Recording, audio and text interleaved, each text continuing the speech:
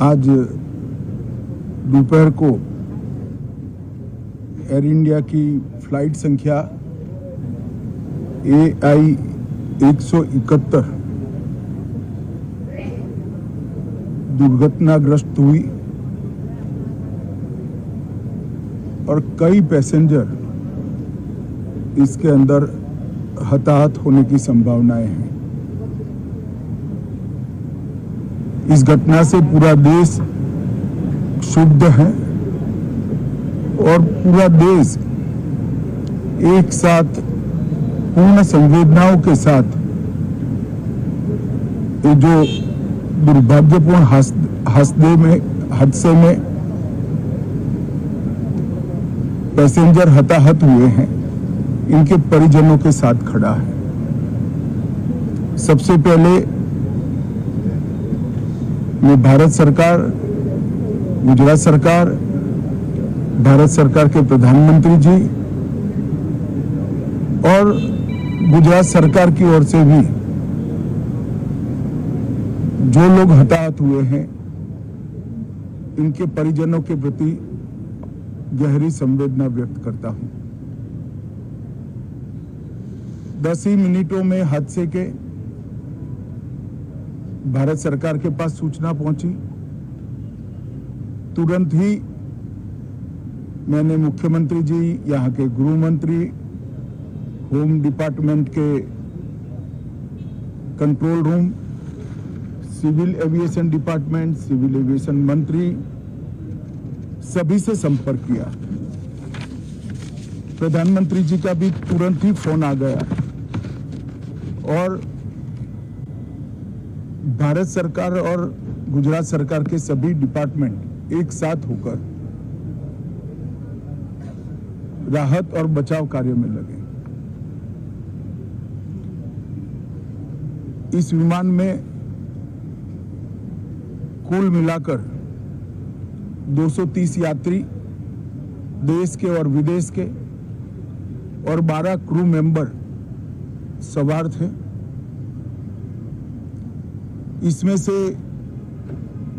एक यात्री का बचने का अच्छा समाचार मिला है, मैं उनको मिलकर आया हूं।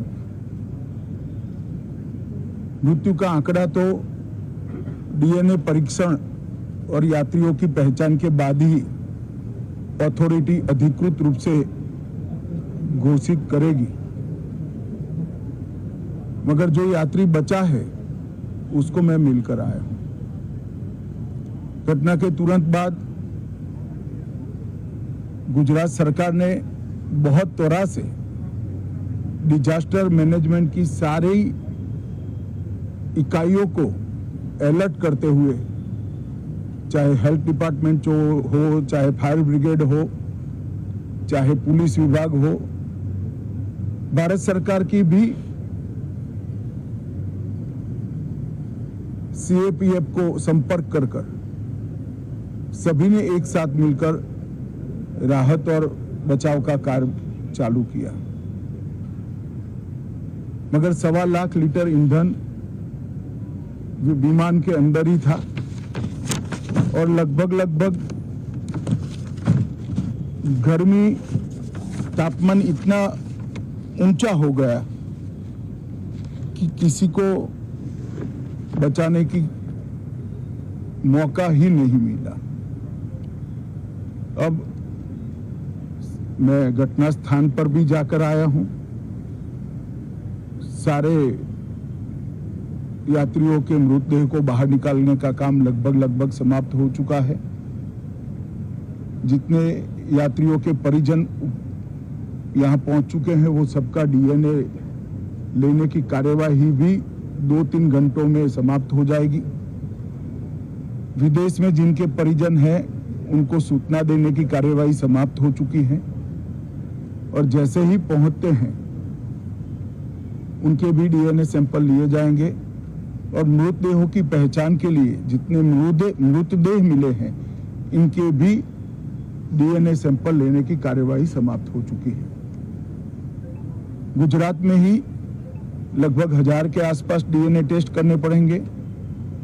ये सभी टेस्ट करने की क्षमता गुजरात में विकसित है तो डीएनए टेस्टिंग के लिए कहीं गुजरात के बाहर जाने की जरूरत नहीं पड़ेगी।